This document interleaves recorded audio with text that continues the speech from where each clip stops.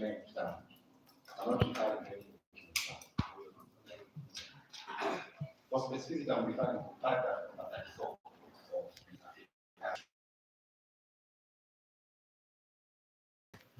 Yes, if I look at the book of life. you can put that.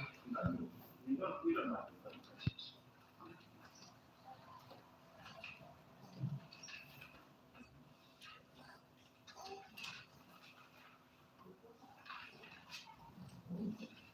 So committee, my colleague is cross-examining a witness on a document which you do not have and is supposed to answer. Your client, the petitioner, requested if you can be able to look at the ID. And I can see But now, before you proceed, Council Chifoka, the ID is not, does not form part of the documents exhibited. So petitioner, we can avoid that direction. You just answer the specific questions. In terms of the ID, it's not a document that we can rely on when making our decision. It's not part of the exhibits produced. well guided. You would know where this Elena Chai comes from. Yes. Committee can clarify. Chair, I'm afraid that the witness has now gained boards to respond to questions how he desires. Petitioner, Can his boards be squeezed? His boards permitted. petitioner, please, yours is to answer questions, not even to ask. I'm just going. Number two, this is your case. This is not the committee's case. Please proceed. I'll go again on my question. As we are before the committee now, do you have any evidence of a relation between Elena Nyachai and Catherine? No, I don't have. Have you ever bothered to even talk or inquire from the local administrators, the assistant chief, the chiefs of the relation? Yes, I've inquired, but not on record. From the local administrators. Yes. What is the name of the assistant chief for Elena Nyachai? I don't know. What is the name of the assistant chief for Catherine Mwene? I don't know. Do you know where Catherine Mwene was registered as having been born? In Kisii North. Catherine Mwene. Yes. No. Do you know where Catherine? Do you know who Catherine Mwene is? Yes. Do you know? Can you point out who Catherine Mwene is in this group? She's on my left. She's on my left. She's on the left. Can you point out who Catherine Mwene is?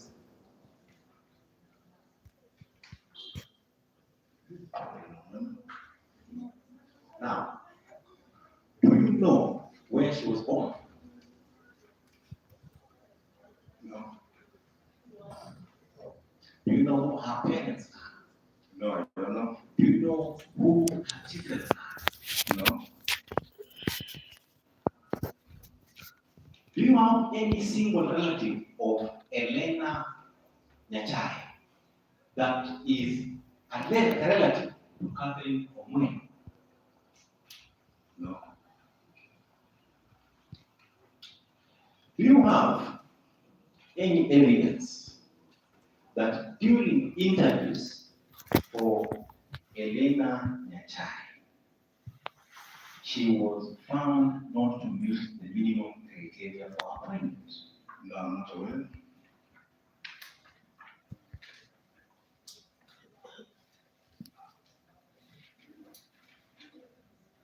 Have you ever come across any details of any report or interrogation or investigations by the Ethics and Anti-Corruption Commission regarding employment of any relative by Catherine Mwene? No.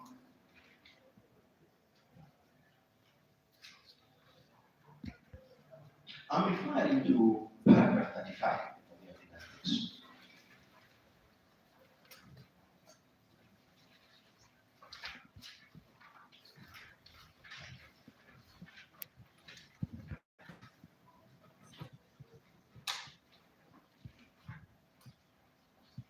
have any list of shortlisted candidates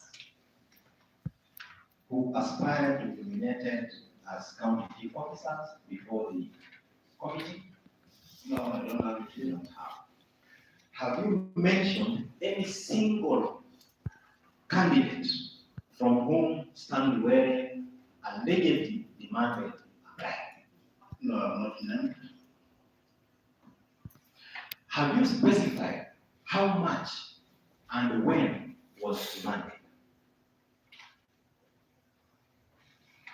I'm not specified in my affidavit. Is there any date? No, there's no date. From whom? There's no date. From whom? Is there any video mention that Brian from Kalesa Shifoka, who was aspiring to be a chief officer? There is no name. It's not name. Ordinarily, demanding and giving bribes is a criminal offense, right? Yes. It is subject to investigations upon formal report, right? Yes. In your affidavit, Yes. have you made any disclosure of any OB number under which a report was lodged claiming that Stanley had asked for a bribe? No, in my affidavit, no. It is not. Do you have any evidence that someone at the police station, any police station in Kenya, interrogated in relation to an allegation of demanding a bribe? I'm just aware that the matter is under investigation. Do you have any evidence that Stanley Webb was summoned to any police station in Kenya and interrogated over an allegation of demanding a bribe? Currently, I don't have. Do not have. You also indicated that this Stanley Webb is on police bond. Do you understand what a police bond is? Yes. Of course, your brother Geoffrey Mwera is a respected investigator, right?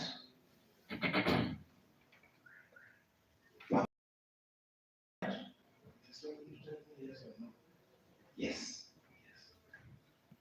Has he shared any information with you that he has investigated Stanley and he has found him having demanded a bribe? No, he has not shared. Has he shared with you any details of an OB entity that have come across in the course of his duties? Maybe I'm going to request him. But he has not shared. But you don't answer the question.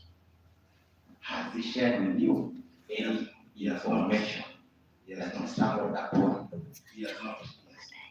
You know, you have resources that you do not even use to verify allegations.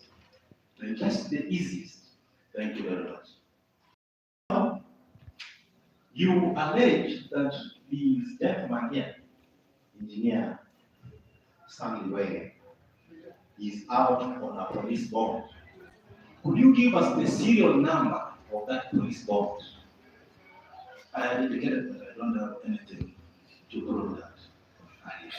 This bond, when was it issued? Do you have details of the date it was issued?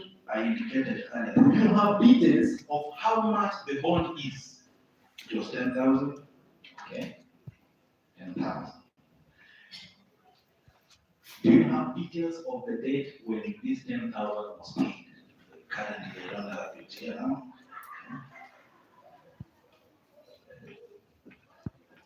Have you a copy of that bond? I thought I told you that I don't have. You do not.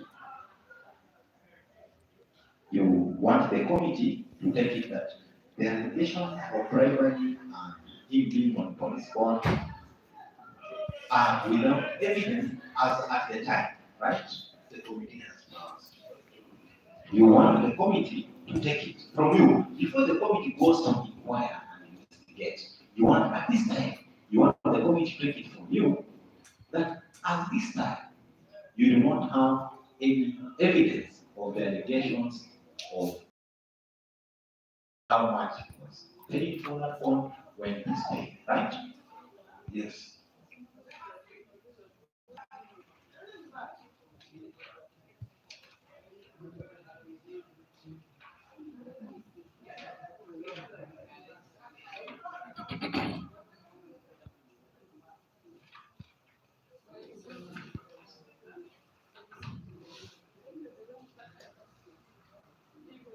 Now, there is a gentleman here called Duncan Bahuya. Duncan Bahuya. Do you know Duncan Bahuya?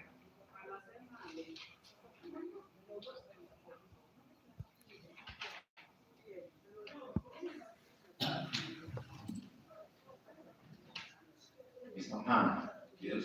do you know anyone by the name Duncan Bahuya?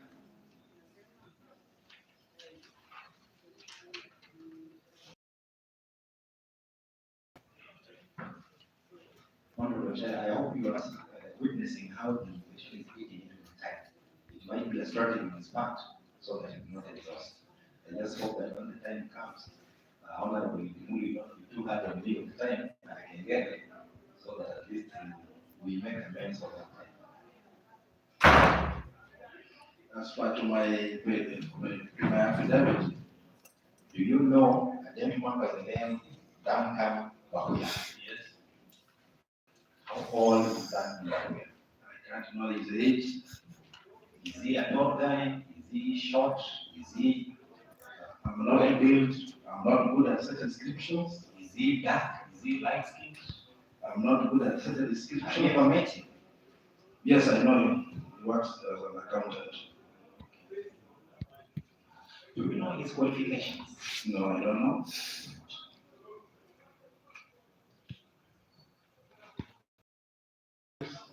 You, okay, maybe before we go forward, have you ever seen any query, HR audit, or a query from the County Committee on Public Service and Administration questioning the appointment of Duncan Bahuya in any position on account of qualifications? No.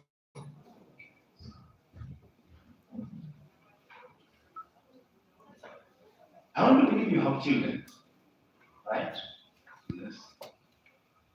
And it is not possible to deny your children, right? Particularly those from your house. And the easiest way to prove that this is your child is through a certificate of birth, right? Yes. Do you have any certificate of birth showing that Duncan Bahuya is a child to Joel Mkwao? I don't have any birth certificate here. Do you have any letter from his area chief or assistant chief or village elder saying that Bahuya is a son to Joel Mkwao? No, I don't have. Have you any confirmation from Duncan Bahuya himself that he is a son of Joel Mkwao? I don't have it here.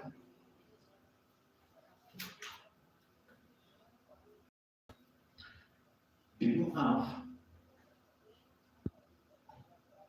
any evidence that prior to the shortlisting, interview, and selection of Duncan Bahuya, he did not meet the minimum criteria for appointment in whatsoever capacity? I don't have. Let's go to Eric Onyera. You indicate that Eric Onyera is a son to Joel's sister. That then makes him a nephew, right? Yes. Huyu Joel's sister anaitwa nani? Simujui. Baba yake huyu Eric Onyera anaitwa nani? Simujui. Huyu dada yake Joel unadai kwamba ndiye mama wa Onyera, anamfuata Joel ama Joel anamfuata katika uzalio?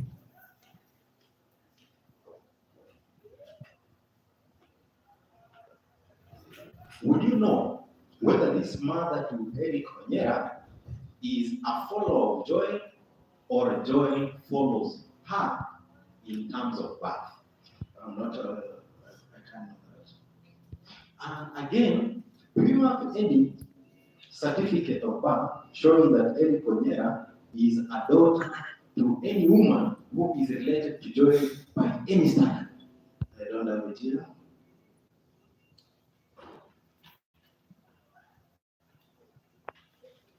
Maybe you might have a letter from the local administrator. No, chiefs and assistant chiefs, not everybody in the village. I don't have it here. Do you have any letter from such administrator? A baptismal card from the church? I don't have. You don't have.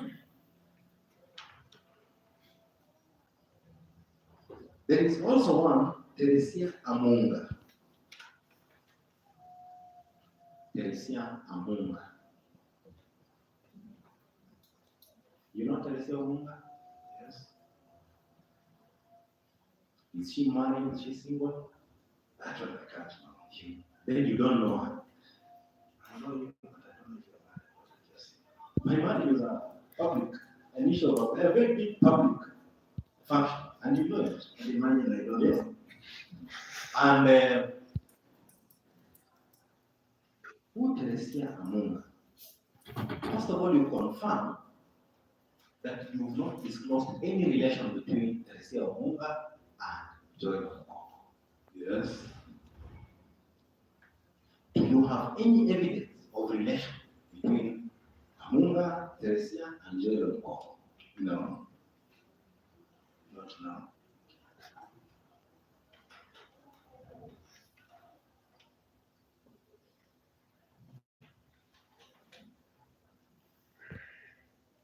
Usually, maybe it is something that you may have experienced, maybe it is something that you may not have experienced. But from your own statements, you allude to disclosure of relation. Right? Yes. It is called declaration of conflict of interest. Yes, yes. Right? Do you know at what phase of the recruitment process it happens? No. Do you have any minutes in which Joel sat, interviewed either Duncan, Bahuya, Eric, Onyera, or Teresia, and did not disclose any conflict of interest? I don't have those minutes.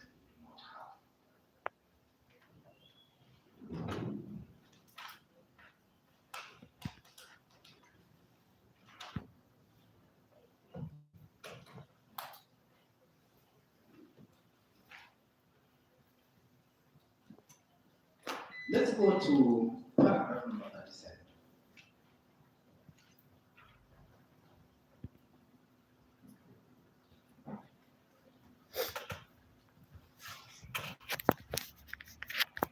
You refer to gentleman, Jamal Suya. You know Jamal Suya?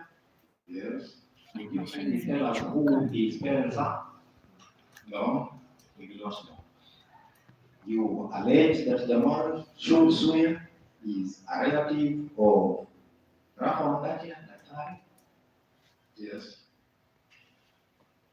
You confirm that you not mentioned the nature of the relation, right? Yes, I confirm. And again, you do not have any evidence, whether birth certificate or physical card, a letter from the chief, showing any form of relation between Jamal Suya and Dr. Rafa Wangati. Yes. Yes. And again, in respect of Zabek Wangatia, do you have any? The council now at 4:05 p.m. I had seen you requesting through the chair on the time the petitioner was taking to answer your questions. However, we have time to time extended the period until we are now at we are doing 4 hours for 30 minutes. Please council, we have shared as a committee, and we need to come to an end. We cannot just open it. We are giving you 10 minutes to wrap up your cross-examination. Thank you. And the 10 minutes are beginning at 4, it is 4:07. We are beginning at 4:08. Thank you. Do you have any evidence in relation of Zate Kongacha to the Kongacha? No. Do you have any evidence of relation of Shalim Muhari to Sylvia Itembe? No, no. Do you even know where Shalim Muhari comes from? No, Do you know who her parents are? no, Do you know from which village she comes? no, I don't know.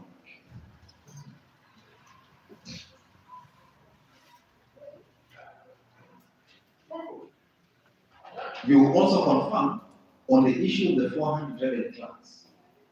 Other than the advertisement, there is nothing to show that 400 were hired, right? Other than the advertisement for 400, you have no evidence to show that 400 class were hired, right? There was an audit report that indicated that 400 revenue officers were employed without the approval of the cabinet. On which page is that statement on the audit report?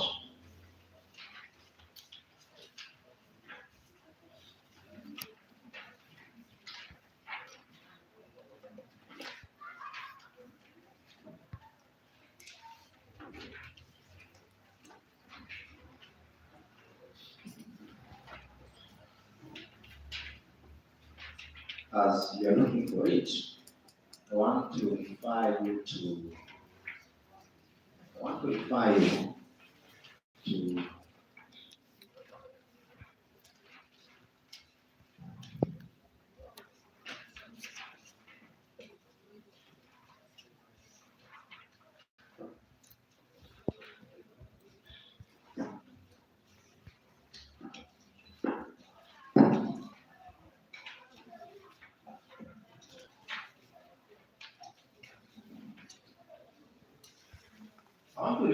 to the last page of your petition. Particularly,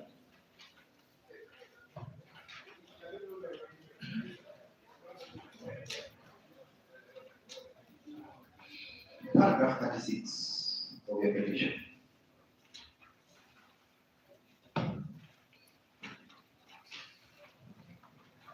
Paragraph 36 of the petition.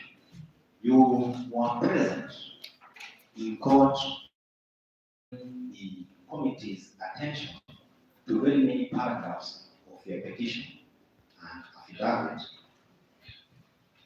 that existed in previous petitions, right? Yes. And I mentioned paragraphs 28, 29, 19, 23. All those paragraphs that you mentioned, yes? And you confirm that these paragraphs existed in previous petitions, right? I've not had an opportunity to look at the previous petition. And the issues that were raised in petitions that were withdrawn, right? I am not aware. And if indeed these paragraphs and the issues they are raising, the issues of 400 cards, the issues of 79 relevant class, the issues of 170. It's good that you know that, right? Good that you know. If it is indeed true that these issues have been subjects of previous petitions, then your paragraph 36 will not be true, right? I'm not aware. I'm asking you, if it is indeed true that these issues have been raised in previous petitions, You may not know. But if it is indeed true that these issues were raised in other petitions, then this paragraph 36 will not be true, right? Can you read the paragraph? I'm asking you, you declare that these issues you are raising have never been subject to other petitions, previous, past, or pending, right? Also, maybe we are here to assist. When the petitioner says he's not aware of the previous petitions, and then we believe then we should avoid that direction. Paragraph 39.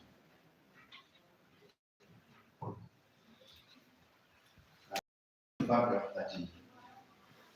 37. Petition.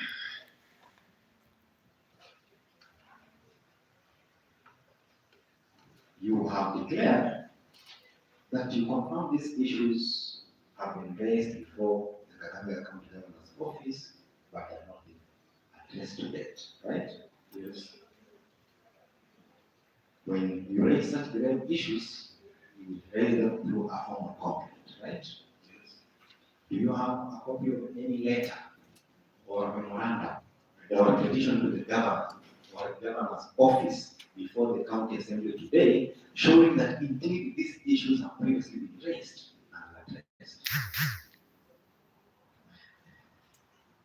It is only this petition that gives us an opportunity to Nisikize kwa makini. Nisikize kwa makini. No, not really.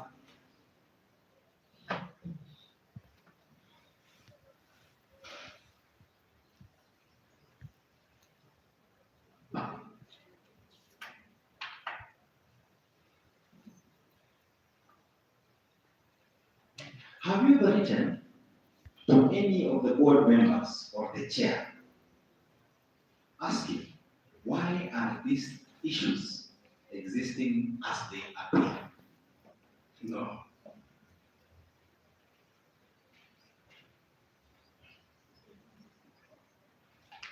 You confirm that from your end, this petition you filed before the county assembly dated 6th of October 2023 was your first time ever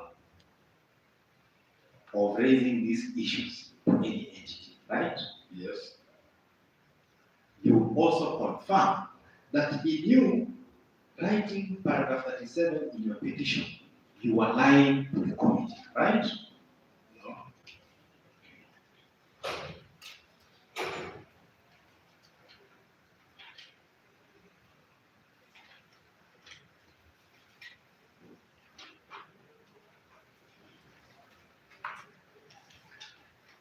I'll also refer you to exhibits number 48, exhibits number 58, exhibits number 46, and exhibits number 45.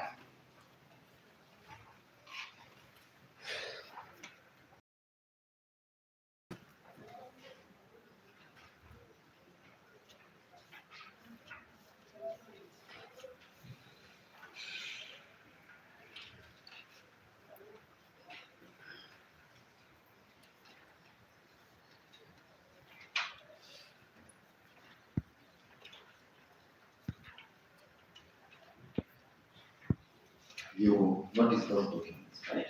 Yes. Do they support any of the allegations brought before the committee?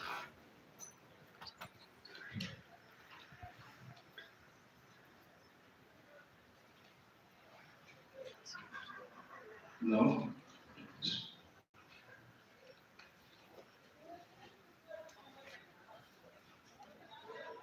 Maybe I'll ask you a personal question, which is relevant to the material to this process. Would you recall where you were on the 20th of November 2023? I don't recall. You do not remember where you were. Yes.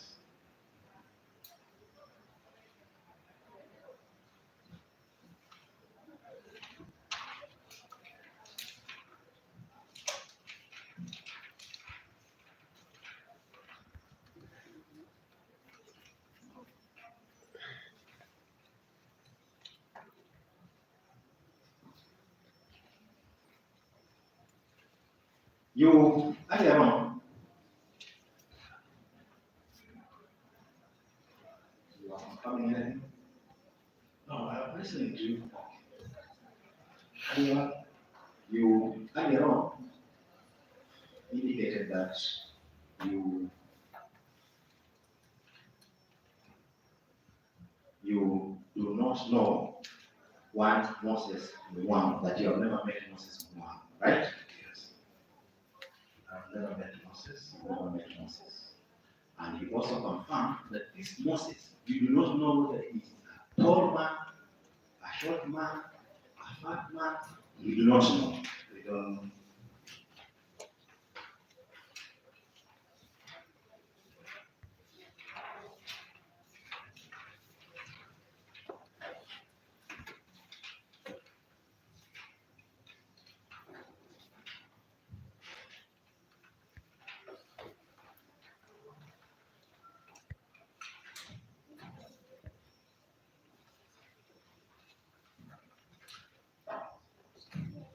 You also confirm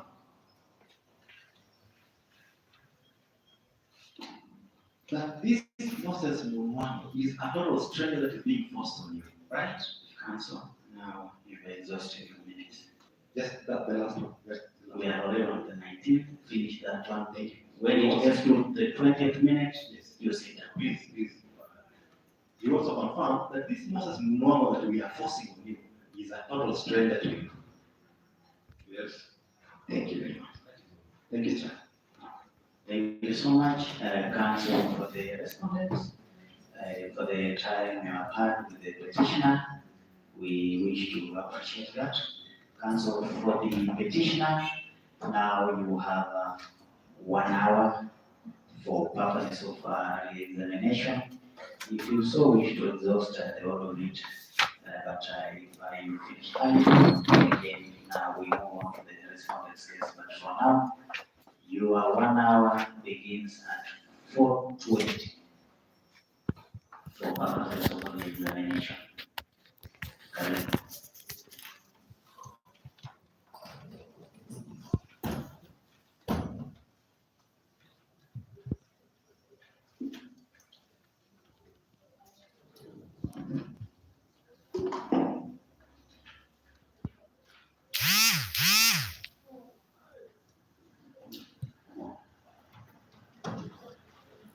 Mr. Manda, the first question in the exam. I drew attention to your affidavit in support of the petition. Very quickly.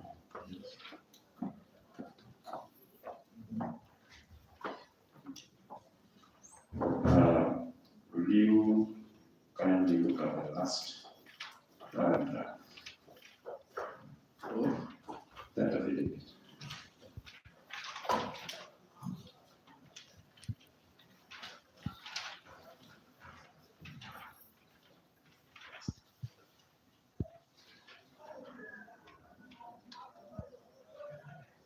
Are you looking at it? Yes. You see a space where it is signed on a particular day. Yes. You confirm that is your signature, that affidavit. Yes, that's my signature. On that page of the document,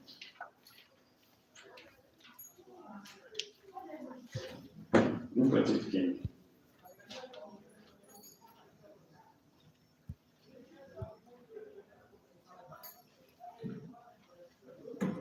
It is evident that you appear before a person and sign. Is that so? Yes. Before whom? Moses Muam.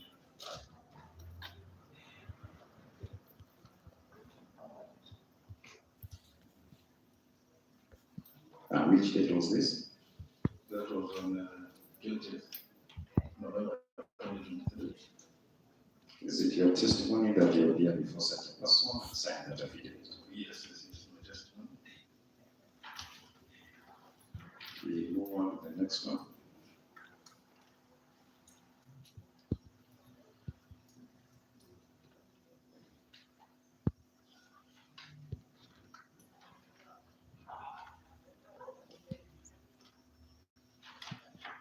Your testimony was in chief, and the close example was that you applied to the board for production of documents. Yes. And it is also your testimony that you are not possessed of that application for the documents. Yes. What is the explanation for not being possessed of that document? I didn't see the need of having the copy of my letter. Because it was not my letter, it was addressed to the County Public Service Board.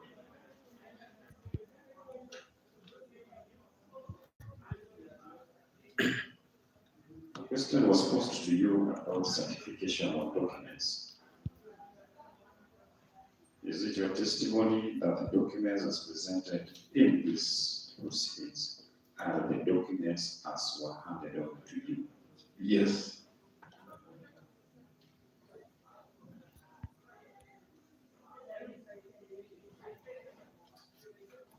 A question was put to you about a lady called Lalita. You remember? Yes. To the best of your recollection, and as far as you know,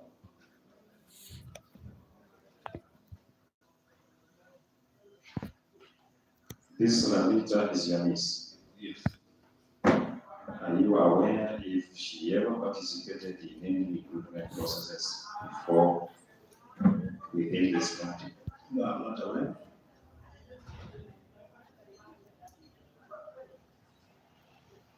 Questions were also put to you about her father and his seniority within the government of Kenya. To the best of your recollection, does the father have anything to do with Lalita's alleged application for a job, an interview, or any of these proceedings today? I am not aware of any, and that's not true.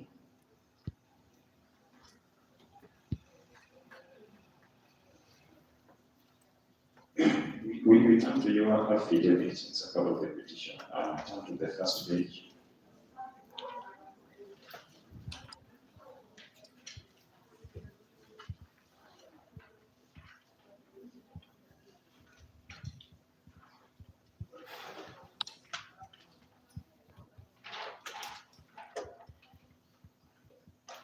To the best of your recollection, on which date did you present that affidavit and documents to this assembly? I presented my affidavit on 20th of November 2023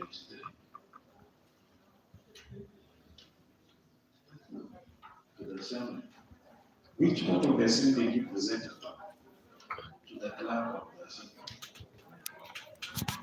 By the clerk, you mean the clerk's office or the clerk in person? The clerk's office. What was the acknowledgement that that office gave you that they received the petition?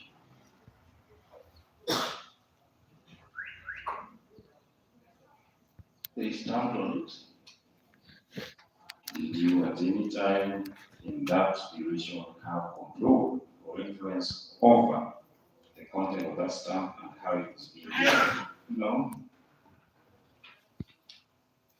Is it therefore your testimony that once you left a copy of the petition, yours was stamped and you left? And I left. Okay.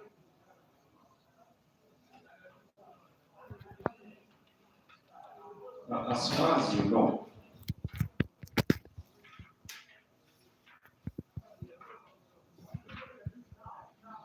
have you done so, or did you see any need to challenge the clerk's office for having placed that stamp there? No. Is it your testimony that the best of your knowledge at that point, that was the best acknowledgement you needed that you had filed your documents? Yes.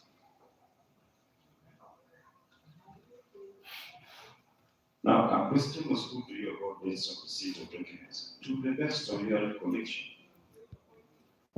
do you know the exact dates of when you received the documents comprised in that affidavit and the manual? I don't know the exact date, but it was somewhere in April Of which year?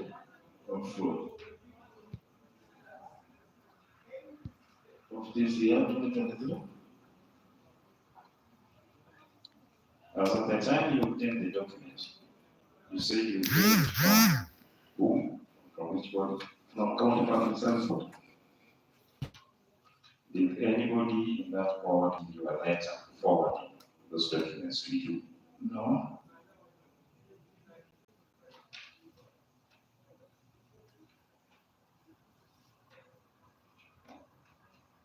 I want you to have a look at your petition.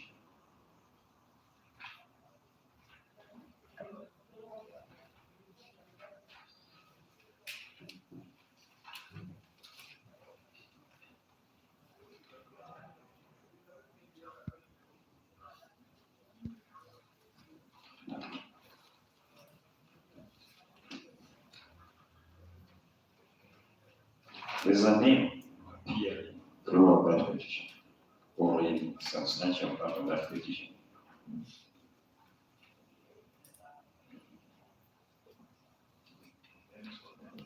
A name of Catherine Gatoni Otenyo. Yes. You have made acknowledgements in that petition concerning that person. Yes. Now, my question is, do you know this person in any personal capacity? Catherine, Otenyo, Catherine Gatoni Otenyo. I know her as the current CEO of County Public Service Board. My question is, do you know her in any personal capacity? No. Do you have any interactions with her in a personal context? I'm not sure even if she knows me. So for the benefit of the client of the answer, how and to what extent do you know Catherine Gatoni Otenyo? I know Catherine Otenyo to her capacity as the CEO of County Public Service Board.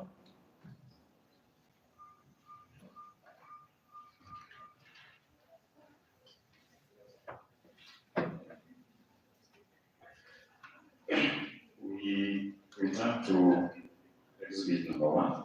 We have found that was the letter dated 14th May 2023.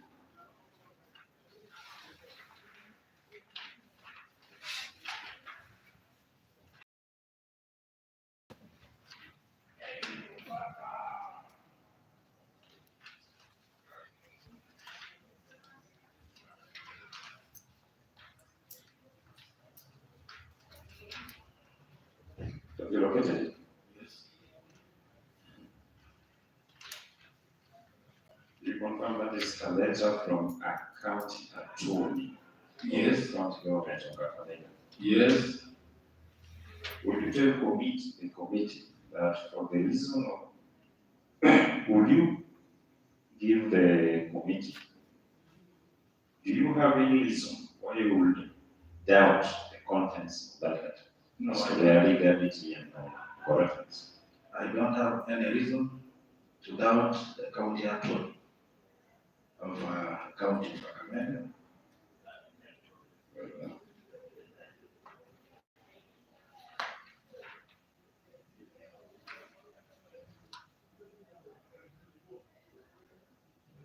A question was put to you about the letter written in 6th April 2023.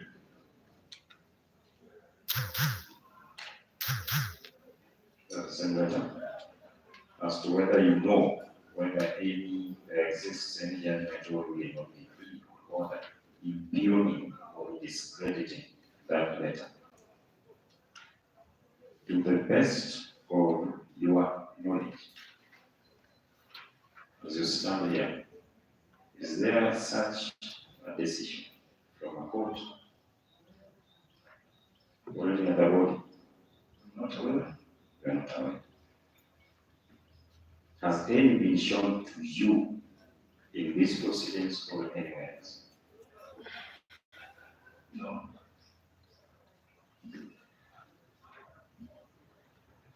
We return to the letter dated 20th March 2023. That was Exhibit 4.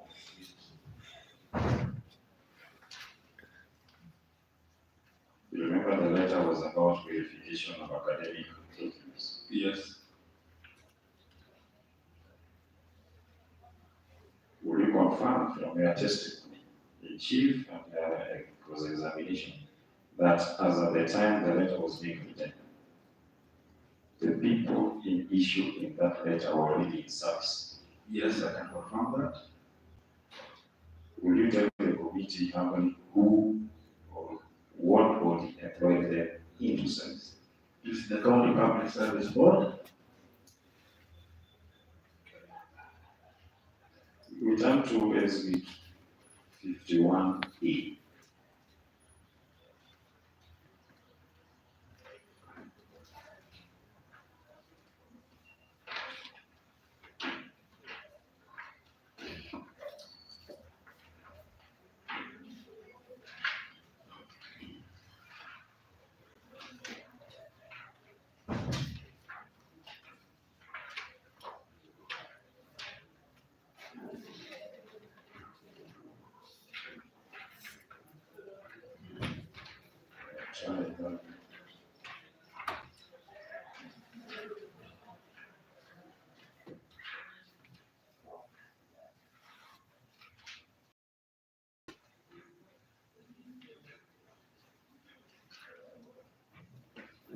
So letter dated 17th August 2020. For the benefit of the committee, what does the letter say in respect of the subject of the letter? It is a letter written to the Secretary County Public Service Board. It is an appeal against dismissal from the service, Ms. Felistas Agabo. What does it say in a sentence? It is an appeal against dismissal from the service. Is that 51A?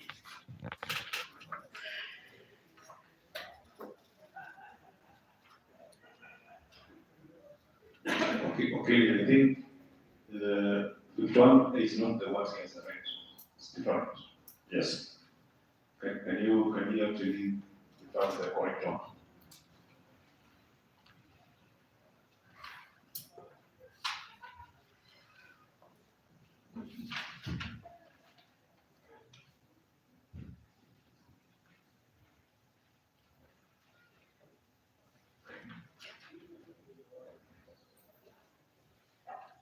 If you want to add, it is also a letter written to the Secretary County Public Service Board, an appeal against dismissal from service, Jacqueline Olomo Wanyama.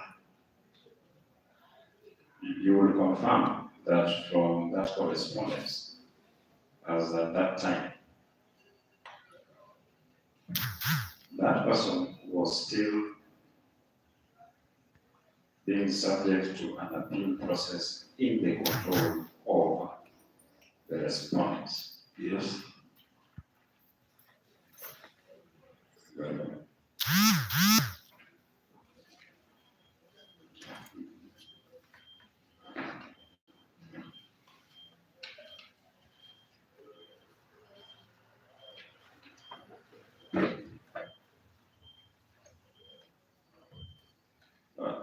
There's an issue here on which your testimony should come out clearly.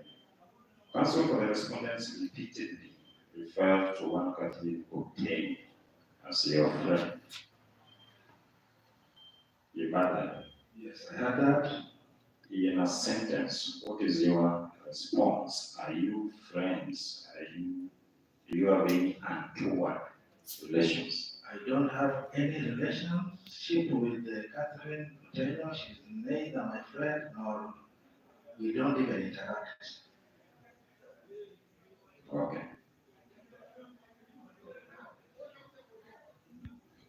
We return to the letter dated 19th October 2023. That is Exhibit 8.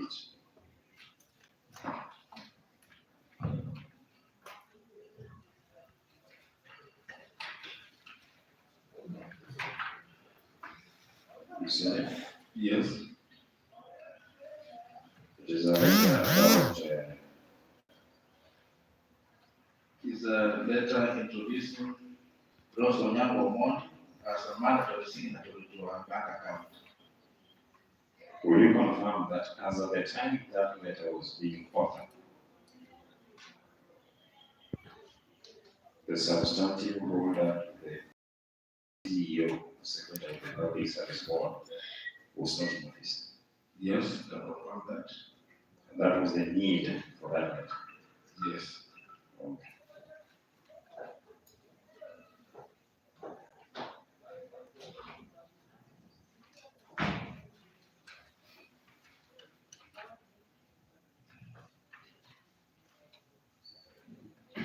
An allegation was also made, it is relevant to these proceedings, that you are a friend of the governor. No. Do you have any relationship with the governor that is relevant to these proceedings, who will influence? No, not yet any. In fact, we are in a different affiliate parties. I'm in UD and in the ODM. So we are not related in any way with the government. Okay. You referred to a function in Naivasha that should have gone on between 10th October 2022 and 14th October 2022, and in which the chairperson should have participated on behalf of the county government. Do you have information or to the best of your knowledge? Are you aware of such function? No, I'm not aware. Have you been made aware of or furnished with particulars of that function since you filed this petition? No, not me.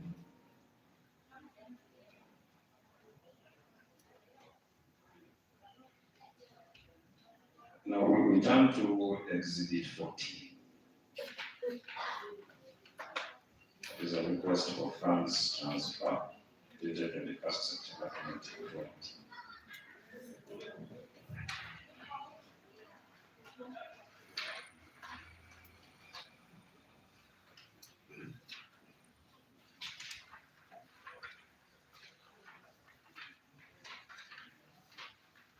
Yes, I'm there.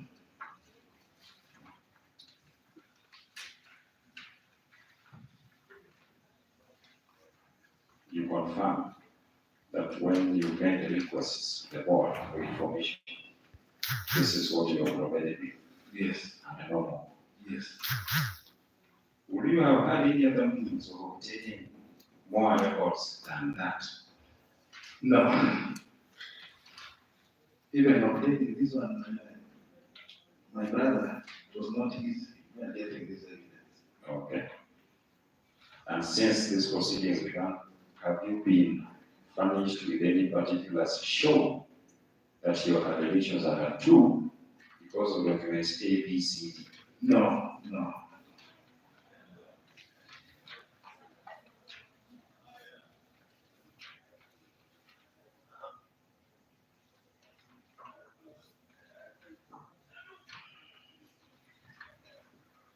You were referred to a determination by the Public Service Commission in respect of termination of a contract of employment between Catherine Gadoni and Tenyo Kakamega County government.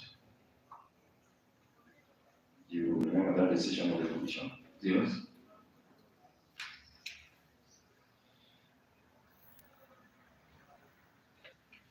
Is it your testimony as a citizen Yes.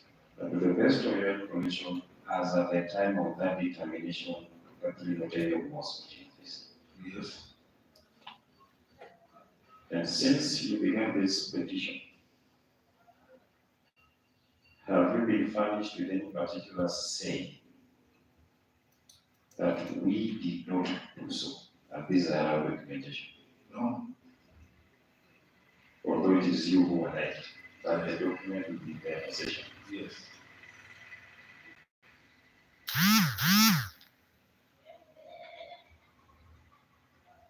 We return again to the determination of the Public Service Commission in March 2022.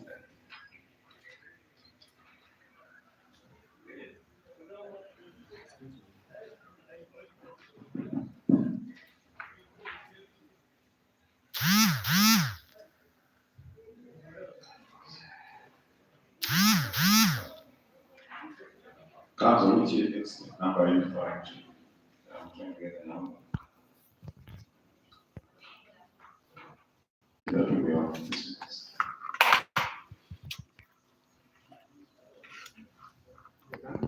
Yes.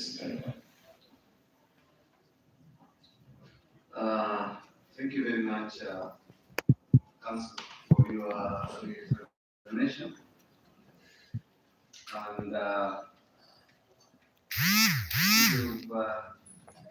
you've actually left us with some time, which we will actually. Asante sana. I think you have closed your case now. Chair, I just have one word, because maybe my presentation is ending now. I wanted to appreciate for having listened to me. I want to appreciate all the other members. They will go to this process. And also, Angekaa tu say that, atachoma na raia wake amemwambia that I want to asiti, appreciate raia wake amemwambia akae siki.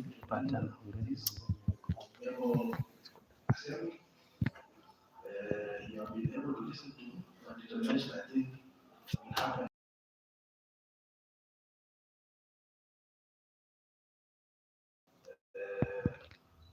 All in all, I want to appreciate you and actually from the other side. Though I now understand why the board have so many litigations. Because they are not easy to understand. Thank you very much. Okay. Let me take this opportunity to thank you for both your cross-examination and the examination. It's not so easy having stood there for almost the whole day. Asante sana. So now we go to the respondent side, and I think Council, your plans are ready.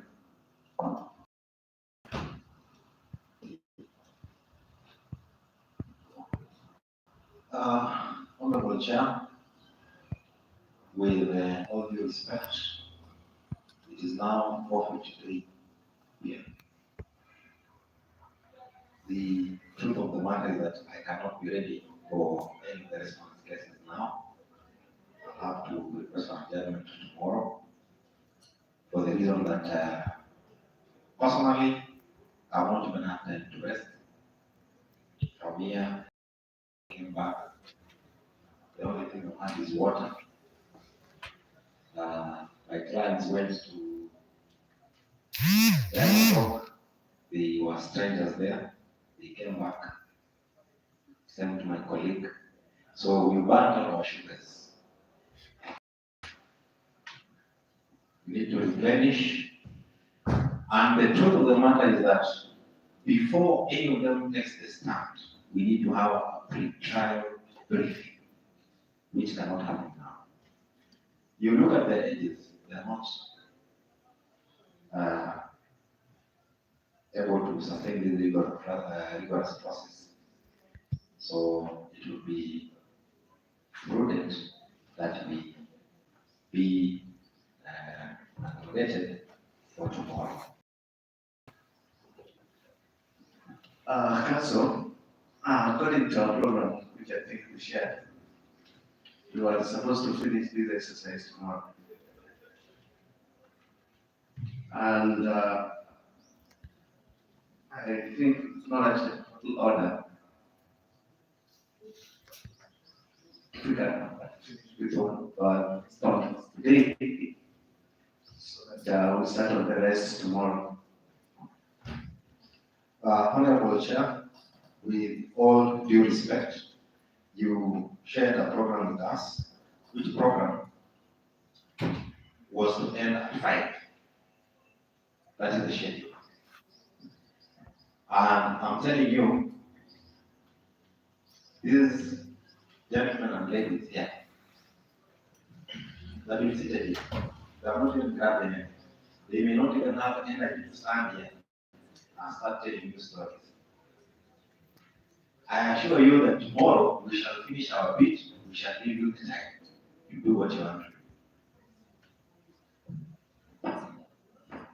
Okay, so now give us about 5 minutes for the committee to decide on what you are feeling. And we are going to